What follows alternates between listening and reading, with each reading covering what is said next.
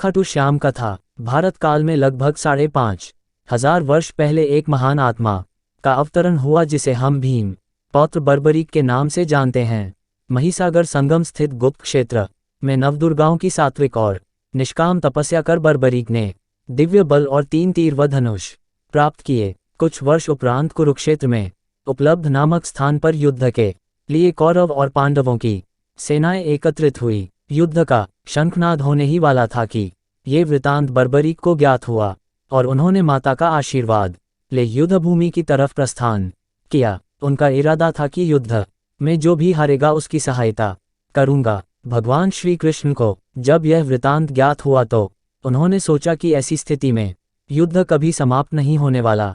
अतः उन्होंने ब्राह्मण का वेश धारण कर बर्बरीक का मार्ग रोककर उनसे पूछा कि आप कहाँ प्रस्थान कर रहे हैं। बर्बरीक ने अपना ध्येय बताया कि वह कुरुक्षेत्र जाकर अपना कर्तव्य निर्वाह करेंगे और इस पर ब्राह्मण रूप में श्री कृष्ण ने उन्हें अपना कौशल दिखाने को कहा। बर्बरीक ने एक ही तीर से पेड़ के सभी पत्तों को भेद दिया सिवाय एक पत्ते के जो श्री कृष्ण ने अपने पैरों के नीचे दबा दिया था।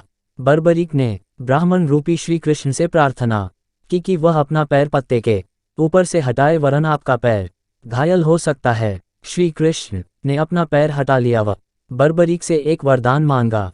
बर्बरीक ने कहा, हे यजमान, आप जो चाहे मांग सकते हैं, मैं वचन का पूर्ण पालन करूंगा। ब्राह्मण रूपी श्री कृष्ण ने शीश दान मांगा।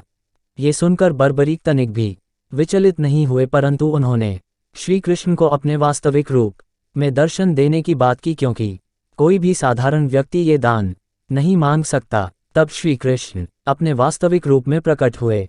उन्होंने महाबली, त्यागी, तपस्वी वीर बर्बरीक का मस्तक रणचंडिका को भेंट करने के लिए मांगा और साथ ही वरदान दिया कि कलयुग में तुम मेरे नाम से जाने जाओगे, मेरी ही शक्ति तुम में निहित होगी। देवगण तुम्हारे मस्तक की पूजा करेंगे जब तक ये पृथ्वी, नक्षत्र, चंद्रमा तथा सूर्य रहेंगे, तब तक तुम लोगों के द्वारा मेरे श्री श्याम रूप में पूजनीय रहोगे। मस्तक को अमृत से सींचा और अजर अमर कर दिया। मस्तक ने संपूर्ण महाभारत का युद्ध देखा एवं युद्ध के निर्णायक भी रहे। युद्ध के बाद महाबली बर्बरीक कृष्ण से आशीर्वाद लेकर अंतर्ध्यान हो गए। बहुत समय बाद कलयुग का प्रसार बढ़ते ही भगवान श्याम के वरदान से भक्तों का उद्धार करने के लिए वह खाटू में चमत्कारी रूप से प्रकट हुए। एक गाय घर जाते समय रास्ते में एक स्थान पर खड़ी होकर चारों थनों से दूध की धाराएं बहाती थी। जब ग्वाले ने ये दृश्य देखा तो सारा वृतांत भक्त नरेश खंडेला के राजा को सुनाया। राजा भगवान का स्मरण कर भाव विभोर हो गया।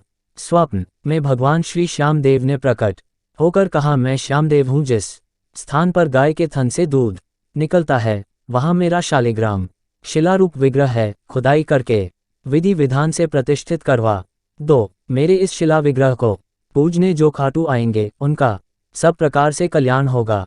खुदाई से प्राप्त शिलारूप विग्रह को विधिवत शास्त्रों के अनुसार प्रतिष्ठित कराया गया। चौहान राजपूतों में नर्कदार कंवर हुई है, जिन्होंने इस विग्रह को आताइयों के विध्वंस से बचाने हेतु झोपड़े में रखा एवं सेवा पूजा की। औरंगजेब के शासनकाल में पुराने मंदिर का विध्वंस हो गया तथा उसके बाद जहां भगवान श्री श्यामदेव का विग्रह प्रतिष्ठित किया गया वह आज भी विद्यमान है, जहां देश के सभी कोनों से श्याम प्रेमी पूजा अर्चना एवं दर्शनार्थ आते हैं। अब नर्मदा कंवर के खानदान के ही चौहान राजपूत पुजारी हैं। जय श्री श्याम।